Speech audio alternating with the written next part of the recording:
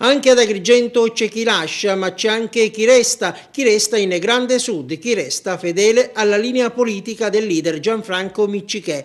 È il gruppo che fa capo al segretario provinciale degli Arancioni Mario Baldacchino, che spacca così il fronte attorno a Michele Cimino, che assieme ad un nutrito plotone siciliano ha deciso di cambiare strada, aprendo in vista delle politiche un dialogo con il centro-sinistra e in particolare con il Partito Democratico. Ed è stata proprio questa scelta di virare a sinistra a frenare Baldacchino. Io sono stato e continuo ad essere un uomo di centrodestra, afferma, dunque non posso rinnegare i miei valori. Ho seguito Miccichè, spiega Baldacchino, perché credo nel suo progetto. Grande Sud è tornato ad allearsi sì con Berlusconi, ma si è ora ritagliato un ruolo più incisivo e significativo. Sarà, per intenderci, osserva Baldacchino, la Lega Nord della Sicilia. E il segretario provinciale degli Arancioni ad Agrigento, che assicura di non essere solo ma di avere accanto tanti altri amici sia in città che in provincia come Sciacca e Aragona, sarà candidato al Senato.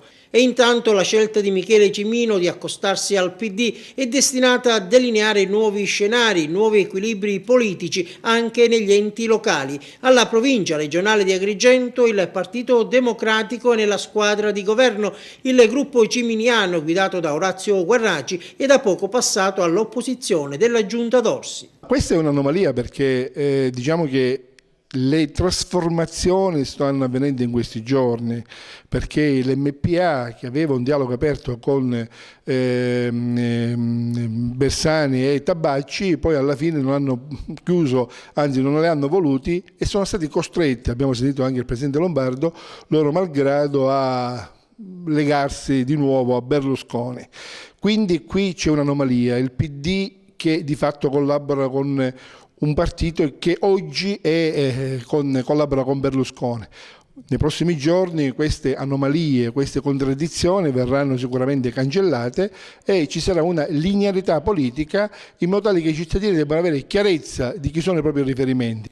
E le dinamiche innescate dalle nuove alleanze interessano anche il PDL di Alfano, tornato dopo quasi 4 anni assieme all'MPA di Lombardo, di Di Mauro, ma anche del presidente Dorsi. Mario Lazzano alla provincia vuole vederci chiaro.